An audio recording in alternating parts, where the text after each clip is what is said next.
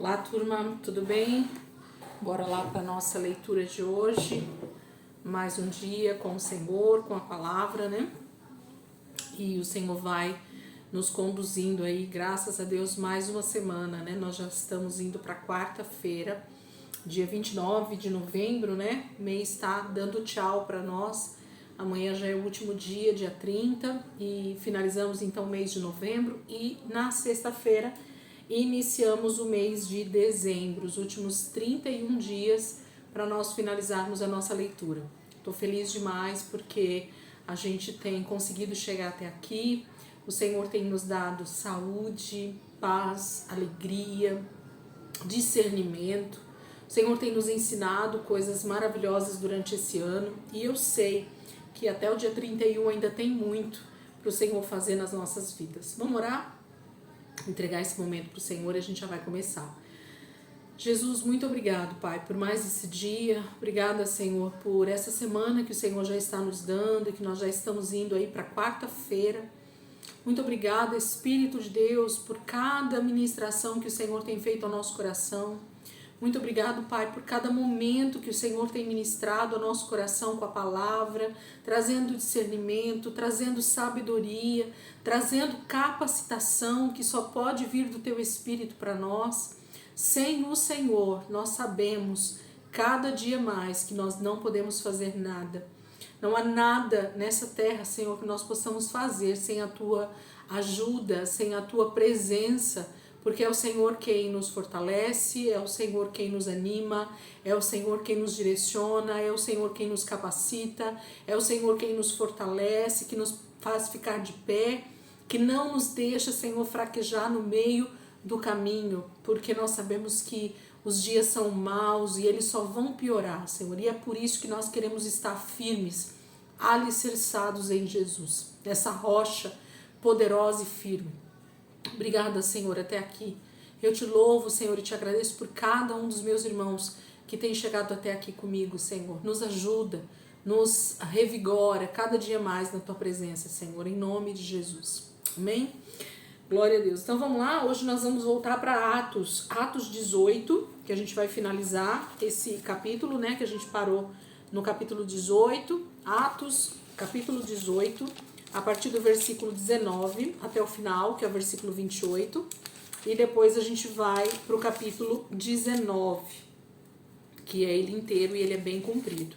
Então, capítulo 18, a partir do versículo 19, vamos lá, e depois o capítulo 19 inteiro. Capítulo 18, versículo 19, diz assim: Ao chegar ao porto de Éfeso, ele deixou Priscila e Áquila, enquanto ia à sinagoga para debater com os judeus. Eles pediram que permanecesse por mais alguns dias, porém ele achava que não podia perder tempo. Eu voltarei se for da vontade de Deus, prometeu ele, e aí partiu de Éfeso. A escala seguinte foi o porto de Cesareia, de onde ele subiu para a igreja de Jerusalém, para saudá-la e então navegou para Antioquia. Depois de passar algum tempo em Antioquia, ele partiu e viajou por toda a região da Galácia e da Frígia em visita a todos os irmãos, animando e ajudando todos os discípulos a crescer no Senhor. Um judeu chamado Apolo, nascido na cidade de Alexandria, tinha chegado a Éfeso. Ele era um admirável pregador e mestre da Bíblia. Era bem instruído no caminho do Senhor, falava com entusiasmo e ensinava de modo correto a respeito de Jesus, embora tivesse conhecimento apenas a respeito do batismo de João. Quando Priscila e Áquila ouviram Apolo pregar na sinagoga, o convidaram a ir à sua casa. Então explicaram com mais detalhes o caminho de Deus. Apolo estava querendo ir para Acaia e os irmãos animaram o jovem a isso.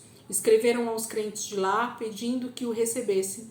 Quando ele chegou lá, foi grandemente usado por Deus para fortalecer a igreja, porque rejeitava com coragem, em discussão pública, todos os argumentos dos judeus, mostrando pelas escrituras que Jesus é o Cristo.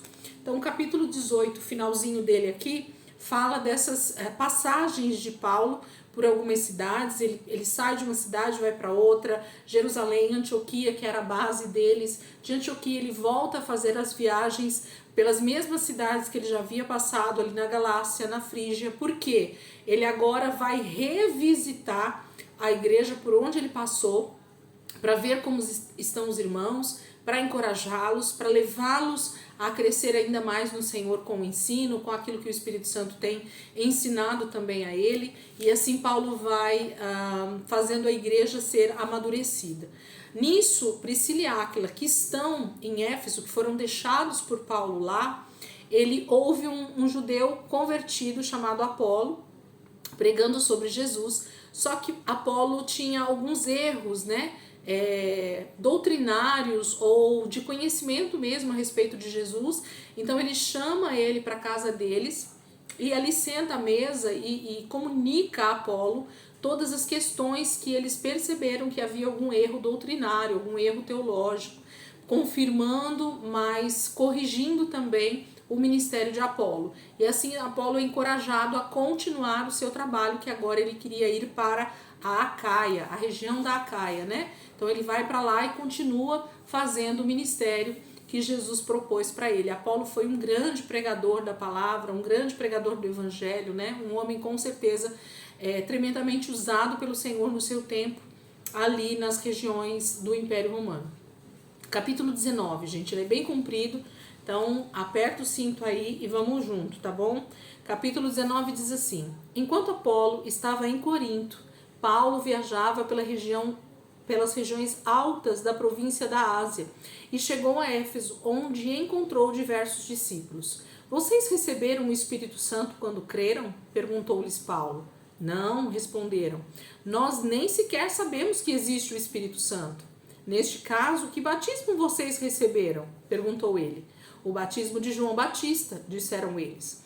Então Paulo mostrou-lhes que o batismo de João era um batismo de arrependimento e também disse que eles deviam prosseguir e crer em Jesus, aquele que João disse que viria depois dele. Logo que eles ouviram isso, foram batizados no nome do Senhor Jesus, e depois, quando Paulo impôs as mãos sobre a cabeça deles, o Espírito Santo veio sobre eles e começaram a falar em outras línguas e a profetizar. Eram ao todo uns 12 homens. Então Paulo foi à sinagoga e pregou corajosamente todas as semanas durante 3 meses, argumentando de forma convincente a respeito do reino de Deus. Porém, alguns rejeitaram a mensagem dele e falaram publicamente contra o caminho. Por causa disso, ele saiu de lá, recusando-se a pregar novamente para eles. Depois, tomou os discípulos e passou a falar diariamente na escola de um homem chamado Tirano. Isso continuou durante os 2 anos seguintes, de modo que todos na província da Ásia, tanto judeus como gregos, ouviram a palavra do Senhor. E Deus fazia milagres extraordinários pelas mãos de Paulo, de modo que até quando os lenços ou peças de roupa que ele usava eram levados e colocados sobre os doentes, estes ficavam curados das suas doenças, e os espíritos malignos que estavam nele saíam. Um grupo de judeus viajantes que ia de um lugar em lugar expulsando espíritos imundos tentou usar o nome do Senhor Jesus, dizendo: em nome de Jesus, a quem Paulo prega, eu lhes ordeno que saiam. Quem estava fazendo isso eram os 7 filhos de Seva, um dos sacerdotes principais dos judeus.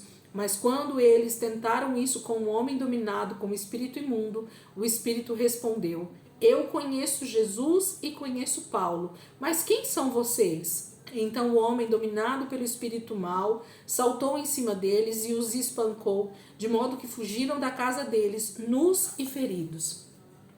A história do que tinha acontecido espalhou-se rapidamente por toda Éfeso, tanto entre os judeus como entre os gregos, e um grande temor desceu sobre a cidade, e o nome do Senhor Jesus era grandemente reverenciado.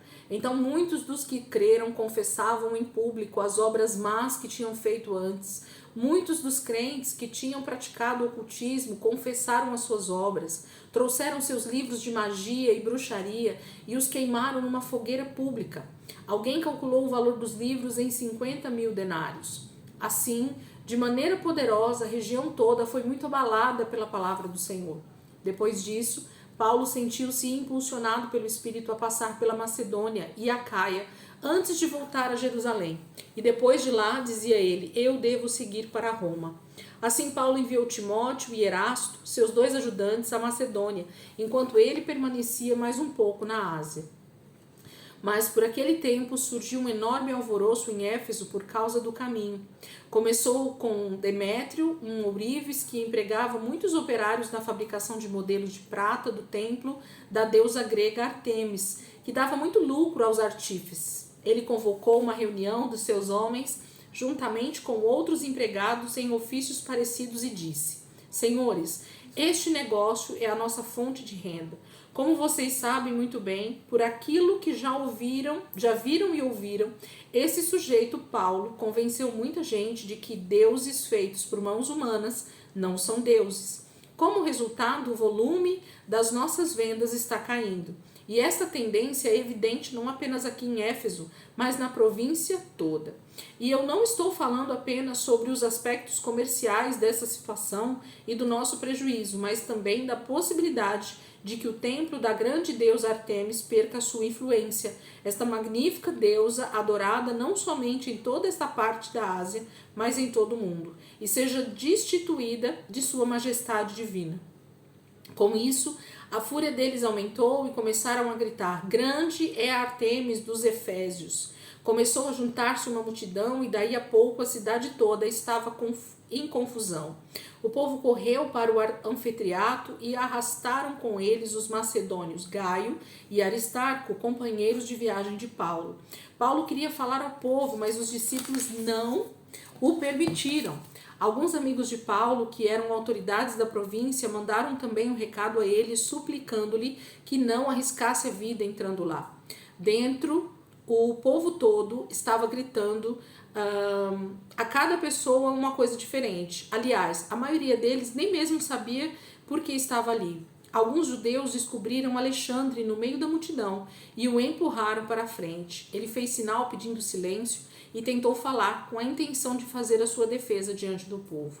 Mas quando a multidão percebeu que ele era judeu, todos começaram a gritar novamente por cerca de 2 horas: Grande é Ártemis dos Efésios! Grande é Ártemis dos Efésios! Por fim, o escrivão da cidade conseguiu silêncio e falou: Homens de Éfeso, disse ele, todo mundo sabe que Éfeso é o centro da religião da grande Ártemis, cuja imagem caiu do céu para nós.